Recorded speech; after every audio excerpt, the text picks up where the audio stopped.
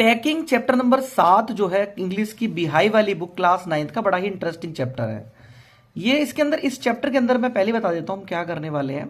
एक तो हम इसकी हिंदी समरी करेंगे जिससे कि पूरा कंसेप्ट क्लियर हो जाए, और इसके दो इंपॉर्टेंट क्वेश्चन करेंगे जो एग्जाम के पॉइंट ऑफ व्यू से बहुत इंपॉर्टेंट है।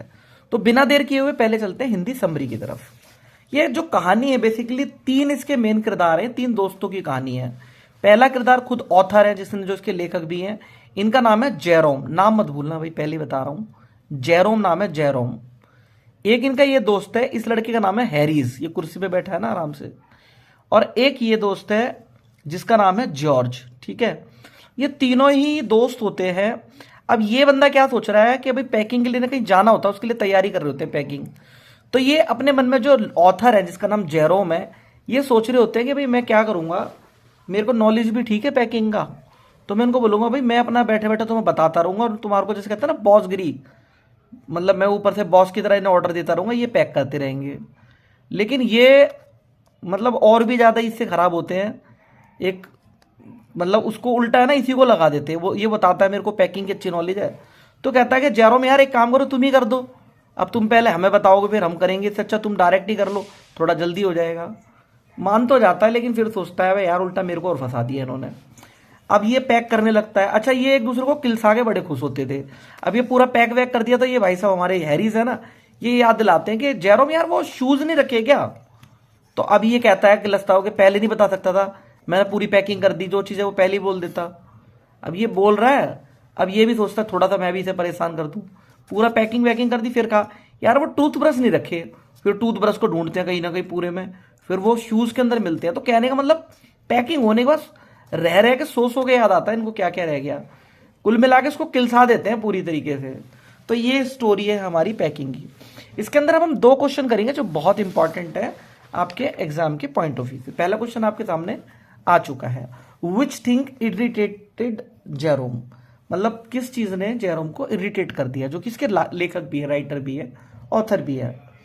Three friends Jerome, Harris and George, Harris and Jerome, जो तीन दोस्त थे ना, जॉर्ज, हैरीज और जेरोम, जेरोम खुद लेखक है, decided to take a journey, उन्होंने फैसला किया कि वो एक जर्नी करेंगे, मतलब एक यात्रा पे निकलेंगे।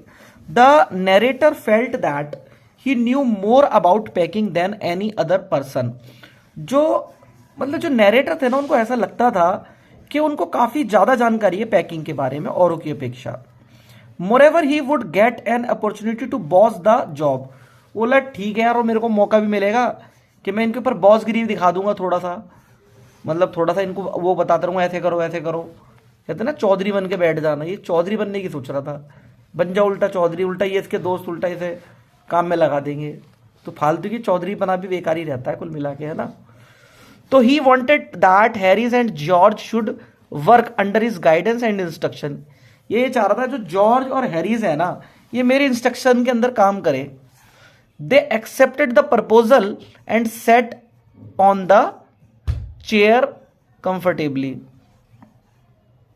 दे एक्सेप्टेड बोला ठीक है, प्रपोजल उन्होंने स्वीकार कर लिया। They were just relaxing while the author had to do packing. अब होता क्या है कि ये सिर्फ रिलैक्स करने लग जाते हैं, और जो ऑथर है, जो जेरोम है, वो पैकिंग करने लग जाते हैं। दिस इरिटेटेड हिम, इससे वो काफी क्लस जाता है, इरिटेट हो जाता है। अब हम चलते हैं क्वेश्चन नंबर 2 की तरफ। ये आ गया हमारा क्वेश्चन नंबर 2। क्वेश्चन नंबर 2 में है, which thing did the author forget to back, forget to back नहीं है, पैक है भाई, ये टैग कर लेना इसको, ये गलती से हो गई है, ये पैक कर लेना, ठीक है। तो which thing did the author forget to pack, author क्या चीज पैक करना भूल जाता है। तो Harris asked the narrator to put the boot in the bag after strapping the bag, जब वो पूरा बैग को लपेट लेता है ना, उसके बाद वो उसको मतलब याद दिलाता है कि भाई जूते पैक कर लो।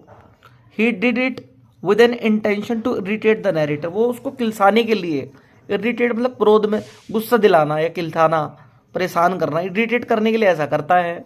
Jerome was going to close the bag after putting the boots in it, अब वो जूते वूते रख के इसको बस पैक ही कर रहा था। Suddenly thought of his toothbrush, वो टूथब्रश के बारे में सोचता है। Toothbrush is very important part of packing, और टूथब्रश आप जानते हैं कि पैकिंग का बड़ा इंपॉर्टेंट पार्ट होता है। So he started to searching the toothbrush, वो टूथब्रश को सर्च कर लेते भाई टूथब्रश पैक नहीं हुआ। Finally they found it inside the boot, फिर वो बूट के अंदर देखते हैं, तब जाके वो बूट के अंदर किसी तरह उनको मिल पाता है। ठीक है, तो ये 2 क्वेश्चन आप चाहे तो उसका स्क्रीनशॉट ले लीजिए और भाई अपनी नोट मेकिंग जरूर करते चलना।